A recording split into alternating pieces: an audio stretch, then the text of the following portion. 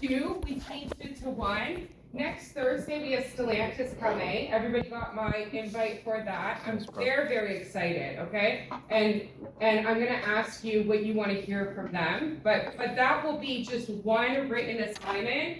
So basically, this individual, James Bussey, I think that's how you say his name, but he's responsible for talent management. So basically, he's gonna talk about what's going on with Stellantis, what they're doing, and you're gonna write recommendations, a very short report in regards to things that they should be doing with all the issues they are facing with mass recruitment, okay? So pretty easy in that regards.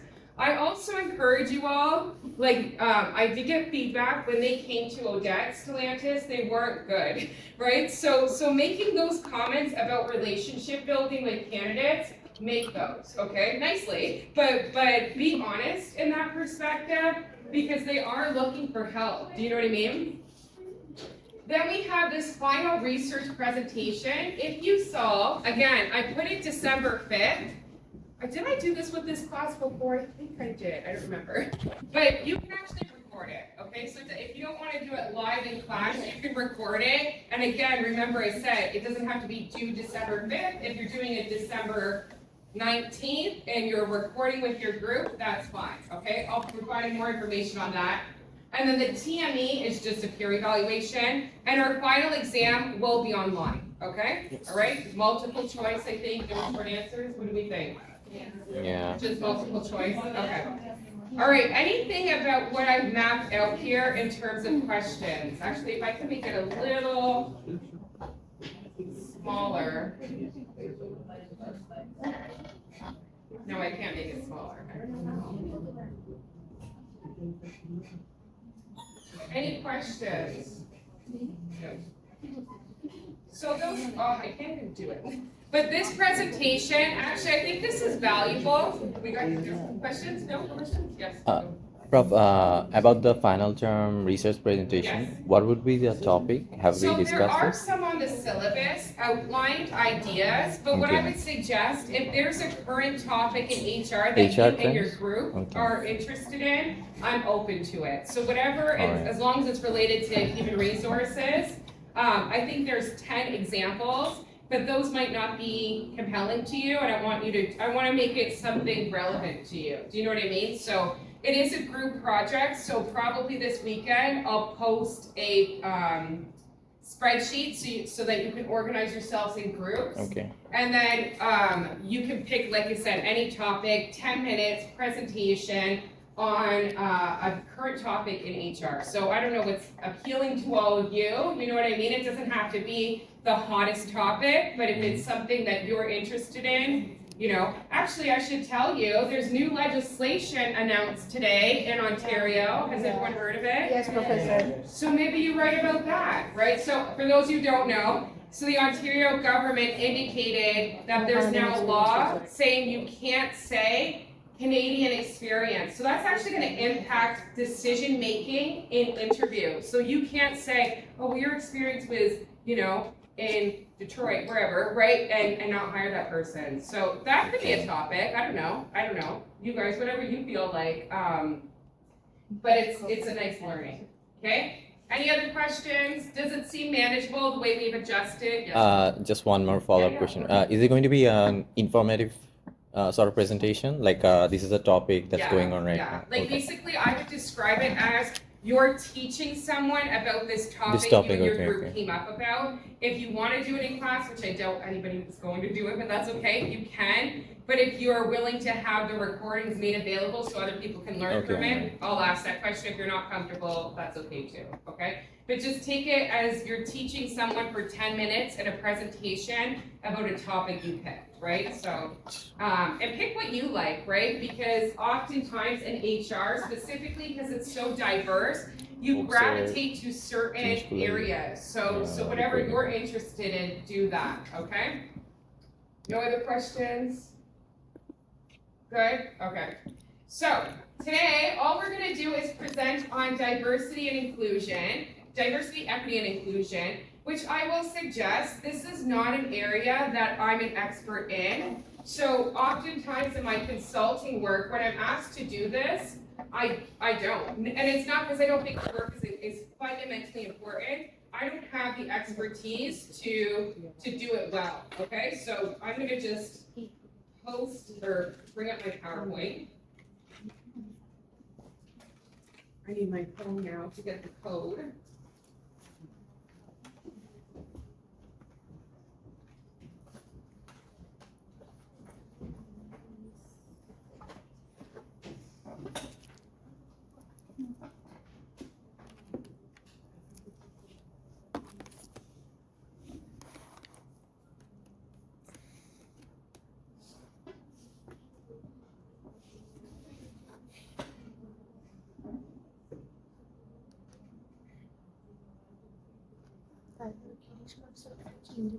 All right.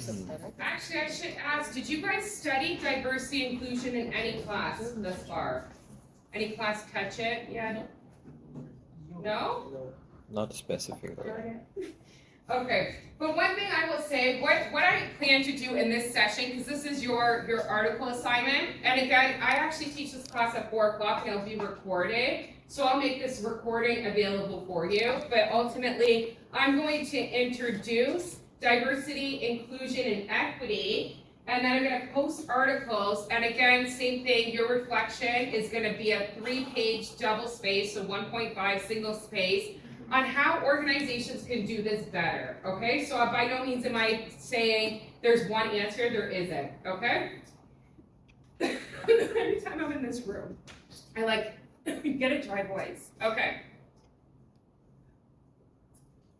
So what we're gonna talk about as a beginning is my favorite part of diversity and inclusion, is why is it important, right? The other perspective, we're gonna skip the historical approaches.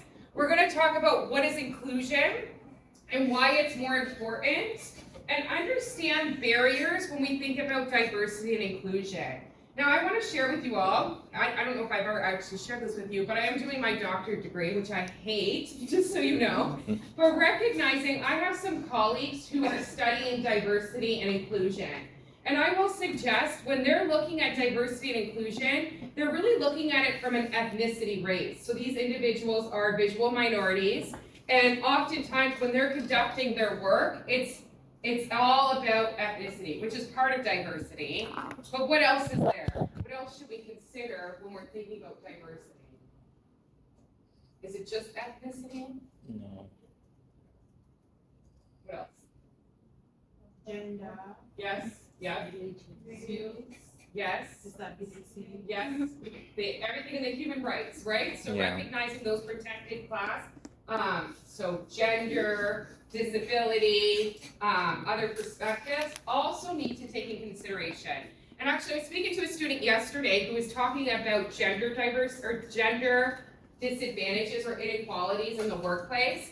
And I actually think I said something quite smart. I'm just kidding. But I had said, you know, when I think about inclusion, I think it's anyone has the opportunity to do what they want to do, right? So recognizing if you want to be an executive at an organization, you should be able to do that if you're capable and qualified, right? So recognizing it's not a matter of putting more women in the top leadership, it's more about if they want to be there, they can. Do you know what I mean? So that's how I approach equity and diversity in this perspective, okay?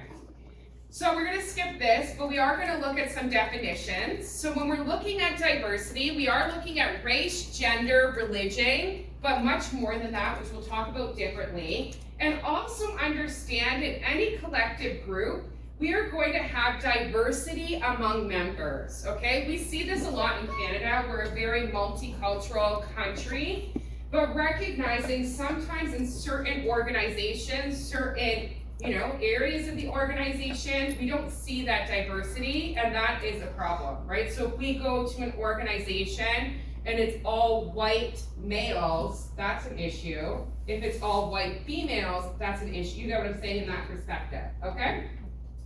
So in one piece, we do need representation. So representation of multiple groups of individuals or culture should be representative. Policies and practices, from more of an HR perspective, do need to be designed in a way that it ultimately impacts all members. So recognizing that new legislation that it's Ontario-wide, just so you know, has been introduced is actually removing a barrier. So remember how I said, if you want to do something and you're capable and qualified, you should. Should it matter where your experience is from? No, right? So that's removing a barrier. The other perspective, diversity, tries to address issues, right? In an equitable part, this word means basically like objective, and making sure that there's no inequality. So we do have generational differences, which I would include in diversity, right? We can't discriminate people for their old age, correct? We also can't discriminate people because of their young age. So sometimes saying you need 15 years of experience for an entry-level position could be discriminatory. Would we agree? Yeah, because they're saying, you know, that's perspective. Now, other things we also recognize is how they look at it is a little bit different. Millennials, they look at more of that representation and diversity in a group. However, boomers, and that's what they like to be called, so we're not making fun of them, and Gen X see more about fairness and protection. So ultimately suggesting it shouldn't matter if you are a female, male, you know, whatever nationality, religion, sexual orientation is new. I will say, if we're talking, you know, in confidential, safe terms, that's something I think people struggle with more. Like, would we agree with that? Like if somebody said, I'm non-binary, would that be hard to explain to someone like my mom who's 70 years old? Do you get what I'm saying? Sometimes that's more difficult to digest, but again, that's their decision, we respect it, okay? All right, and I'm gonna say other things after. So there are dimensions of diversity. So we recognize when we think of human rights, protected grounds, age, gender, race, disability, ethnicity, sexual orientation, those are quite well known, okay? Now recognizing these secondary dimensions tend to not be as relevant, but ultimately still are included. So geographical location, does it matter that you're an international student versus a domestic? It shouldn't, do you know what I'm saying? It does for tuition, but that's another. I also pay international tuition because my school's in the States and it's like, I'm gonna go bankrupt one day. I'm just kidding. The other perspective is family status, income. Income comes into play in certain perspectives. Religion, education, first language, organizational role and level, and communication style. So recognizing diversity is more about holistic characteristics of human beings as opposed to just one dimension, okay? So when we think about inclusion, right, recognizing inclusion is actually allowing people to feel as though they can contribute, not just show up. I hate to suggest this, but some organizations want to check the box. 53% of our senior level executives are female. That's checking the box. Checking the box, yeah. Will we agree? Okay. That's diversity. Inclusion is that 53% of females can contribute. They feel valued, they can bring the whole self to work, okay? So we need to recognize these are what we think about. So inclusion is where people are valued and respected, and groups, not just individuals who share minority identity are respected. And actually I like this quote a lot, but diversity is about being invited to the party. Inclusion is about being asked to dance, right? So you know if you're being asked to dance, you're really included in the party, okay? So you can see this framework, again, I like it quite a bit, in regards to, actually it's better shown here, in regards to the 4 dimensions and how they look on that matrice. So we can indicate if we have inclusion, we have high value of uniqueness, high belongingness. Everyone feels as though they can bring their full weird selves to work. I'm just kidding. But they can bring their full selves to work. So individuals are treated as an insider. They're also allowed and encouraged to retain their uniqueness within that work group. It doesn't matter what their sexual orientation is, what their religion is, everybody is included, okay? So when we go over here, when we have a high in values and uniqueness, but a low belongingness, We have individuals are not treated as an organizational insider in the work group, but their characteristics are seen as valuable and required for that success, right? So recognizing that's not doing diversity inclusion well, but we see there's some representation, okay? Now we have high belongingness and low uniqueness. These are individuals who are treated as an insider when they conform to the organization's dominant culture and downplays their uniqueness. So this may be people hiding certain characteristics of themselves so that they don't stand out. That's also not good. And then of course, the worst is exclusion, where we have low belongingness and low uniqueness. We don't allow people to work at our company, these types of things. So individuals are not treated as an organizational insider, and they do not have that unique perspective because they are outsiders, right? They're being excluded because they don't play golf, those types of perspectives, okay? So this is just actually demonstrating that in different terms. Now, when we think about from an organizational perspective, we need to be mindful that every individual has their individual experience. Then they have interpersonal relationships, right? So are they being treated respectfully? Then they have more of a group dynamic, right?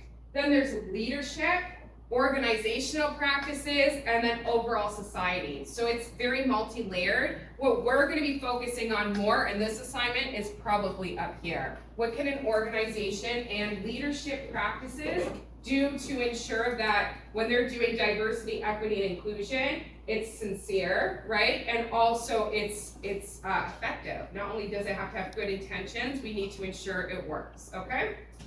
So this again just talks in the perspectives of different levels. Again, we're gonna focus more on these two. So the organizational inclusive practices. So what policies and procedures that we have.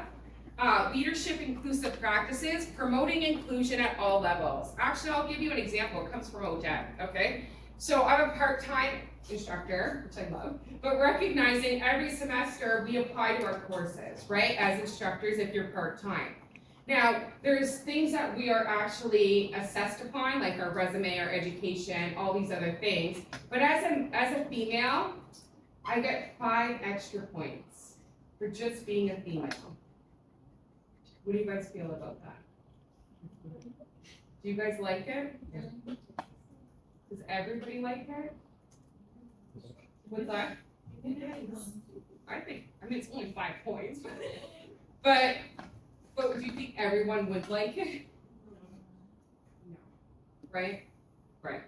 And I will say, you know, I've had people say this to me as well, like, you don't need 5 points, do you know what I mean? But traditionally, women don't have all the same opportunities. We have to take breaks to take care of family. There's emotional labor that we do. Sometimes we don't get leadership opportunities, right? So at ODEC, well actually at the university, I still say at ODEC, you get 5 points for being a female, okay? I will say that could be debatable, but that would be an instance of an organizational practice or policy, right? So recognizing those things could come, okay? These are more perspectives, but again, not as relevant to us in our assignment because this is more in regards to individual practices and how people are treated. Which I guess, you know, if I were to make a recommendation, training could be effective to help people be more respectful to diversity and not even diversity, but differentness, right? So if people have difference of opinions, that's okay. So I would say that would be a recommendation. Some practices from leadership, right? There is this notion of feeling safe, or what we actually talk about is psychological safety. That will be one of the articles that I provide, so just so you know. But leaders treat followers in a non-threatening way. They allow them to feel engaged and involved. But more importantly, I think respect and value, the golden rule, treat others how you want to be treated, is fundamental. Kindness is fundamental, right? The other perspective that we need to be mindful of in these practices is allowing people to feel that they have an ability to be influential. So listening to the followers' ideas, allowing them to bring their full and authentic self. Again, that's that psychological safety. But more importantly, diversity is not only recognized, attended, but it's also celebrated.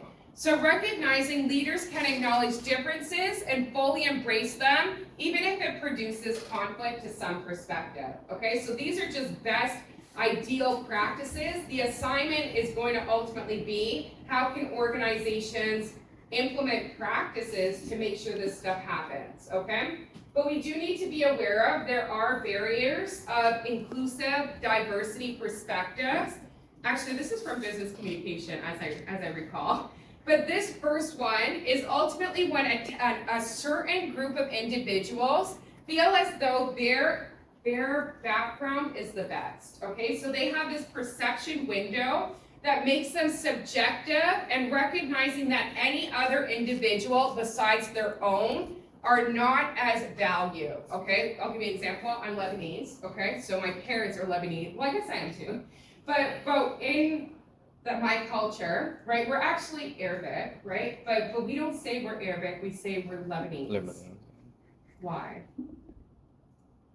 Because Arab culture is not a monolith.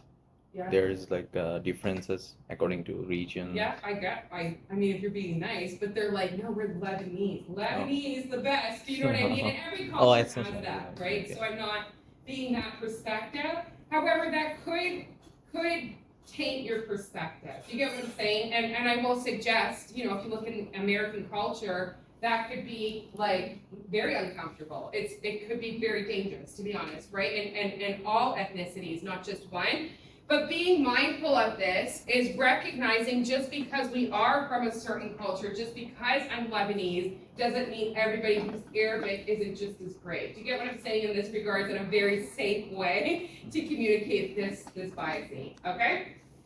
Prejudice, I see this actually most with demographics. I'll be very honest, I feel like as Canada, or Canadians, we're very open to diversity and in gender and ethnicity and religion. I see prejudice most with generations, right? The Gen Zs are lazy or they don't care, whatever, right?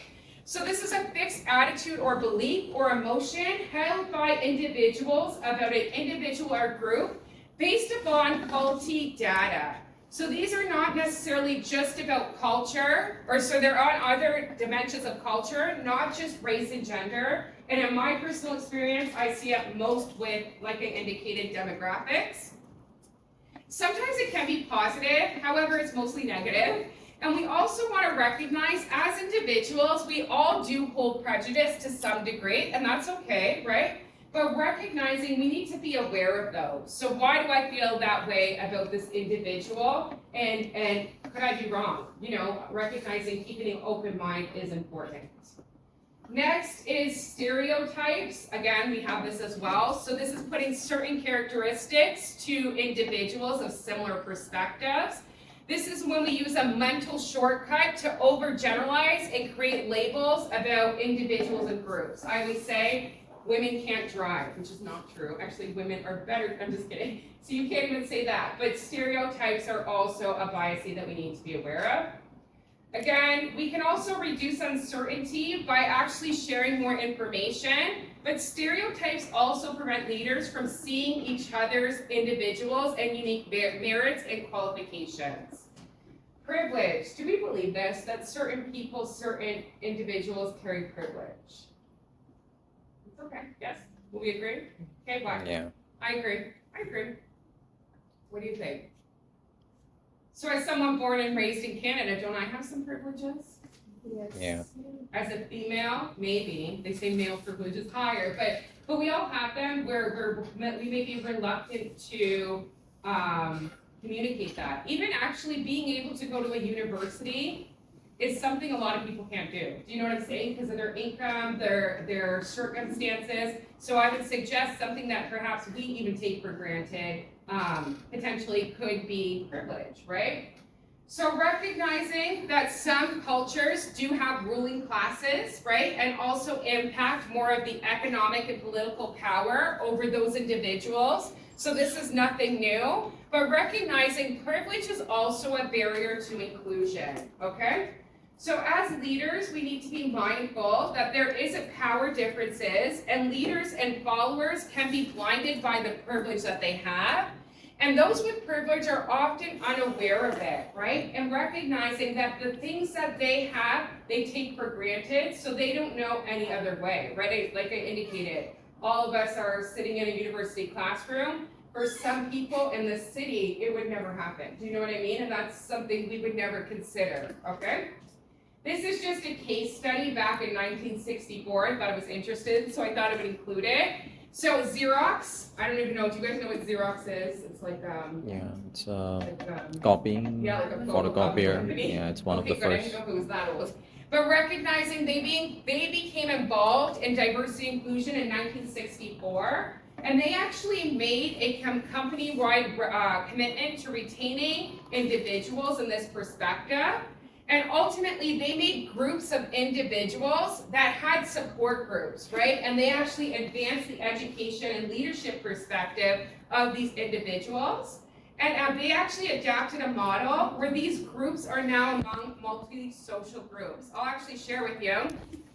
I graduated in 2008, which seems like a long time ago, but not to me. But I worked in a automotive finance firm, right? So I worked at Chrysler Financial. And we actually have the Women's Breakfast Series. And every month we would have free breakfast and we'd network among women because at that point it was a little bit less advanced and developed, which I thought was really fundamental. I didn't think, it was necessary. However, it was nice, to have that effort of individuals who had support around each other.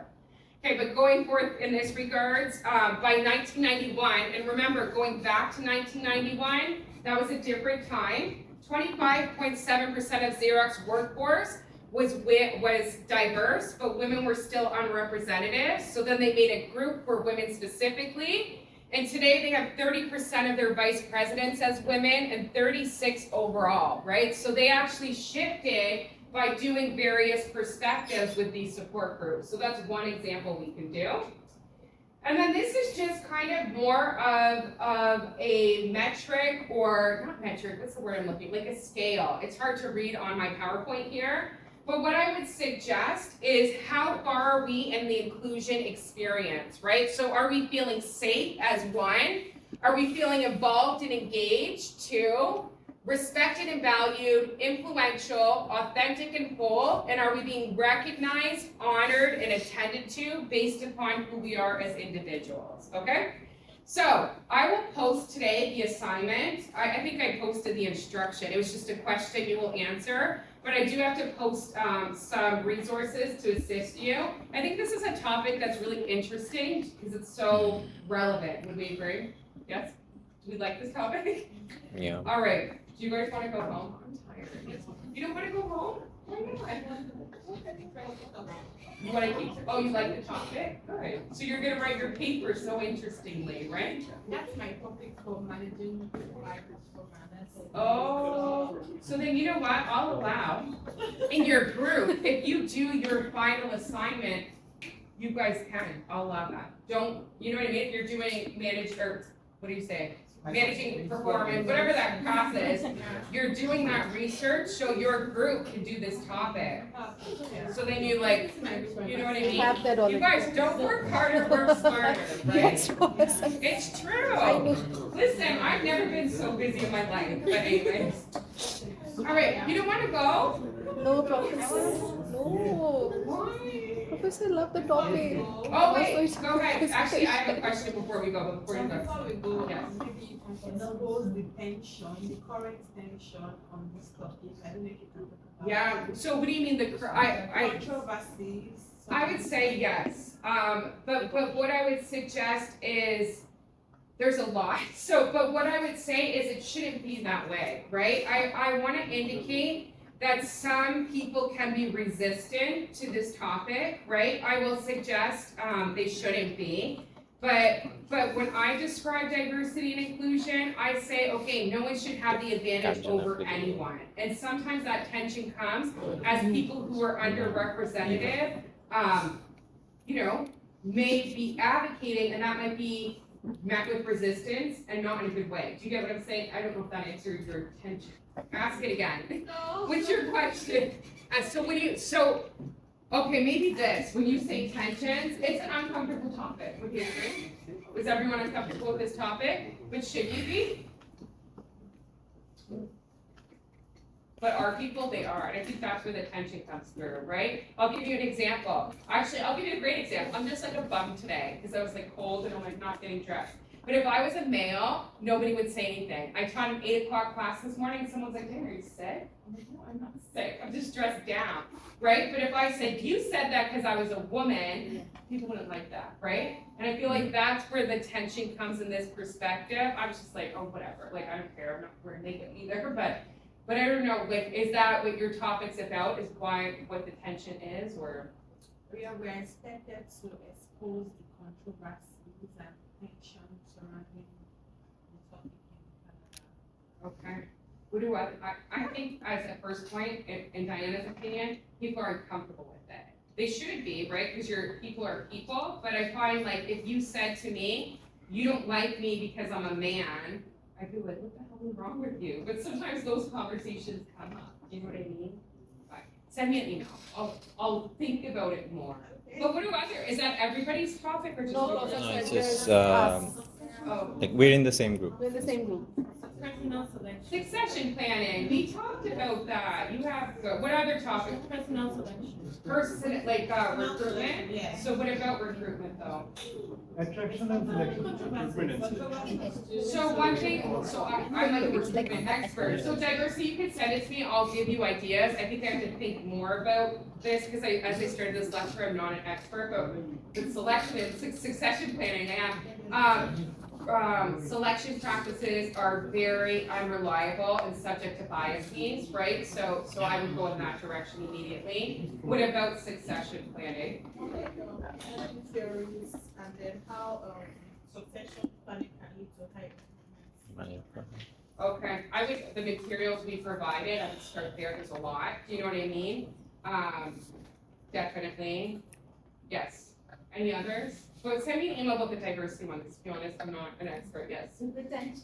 Retention, oh geez, I would say that's something everybody struggles with. Retention, send me an email. Onboarding is typically done incorrectly. Do you know what I mean? So if you look at like organizational socialization, that's actually integrating someone into a company. We just do like new hire orientation and that's it. So there's lots there as far as go. Yes. Personnel selection, so that's recruitment as well. Yes. Yeah, no, but so personnel that's recruit like hiring, isn't it? Yeah. Yes, yeah, so biases, they're very, so the selection practices as a whole are very, oh wait, I'm gonna say something in a minute, are very not valid and subject to biases. For all of you, I posted the PDF of this textbook. They'll be great, actually, I'm gonna show you guys what to do. This is how I do my homework. Watch, this is how lazy I am.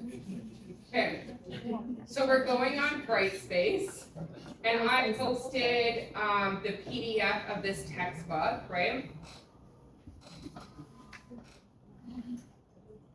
So let's pull up one. It's gonna take a while.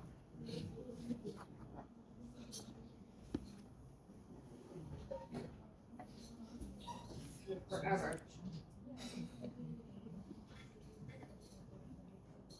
Like literally forever. It's a big file, okay. So if you go, oh wait. Let me find another HR textbook. This is more, it won't help all of you. I'll post another one, but this is what I do in textbooks. So pretend, isn't succession planning on this? Yeah, succession planning. Okay, so obviously you'll have content on the chapter, but then when you see these numbers, which you really can't see, the references, basically you can pull the articles to be like, oh, that's interesting. I'm gonna pull that peer review article and put it as my reference. Do you know what I mean? So I'll post a general HR one, because those of you who are doing like recruitment, onboarding, And, the other ones, it's not focused, but I know our old HR textbook that I know you guys can find, okay? I'll find the PDF and post it on this site. That will help you with this class. It will, okay? Right? Okay. Am I done for the day? I streetcarred today. Anyway. Oh, wait, sorry, I have one more question. Actually, maybe I'll put out an email. So I'm meeting with James from Stellantis. He's very excited to come here, okay? But I'll put out an email if there are things you want him to cover. So basically, he is basically the recruitment and talent manager. So that's his role. But if there's things that you specifically want to hear from him, I'm gonna put out an email and I'll compile a list because I'm meeting with him on Tuesday morning to prep his presentation with him. And I obviously want it to be valuable to you from a professional standpoint. Like the assignment, he knows what to do. But if you're curious about whatever, you know, and actually want him to talk about it, I'll send that email out, okay? All right. What, did somebody say something? No? Oh, I thought I heard something. You guys, I wanna go home. I wanna go home and work, that's all. Bottom of here. Why? All right. Cool. All the color. Explanation.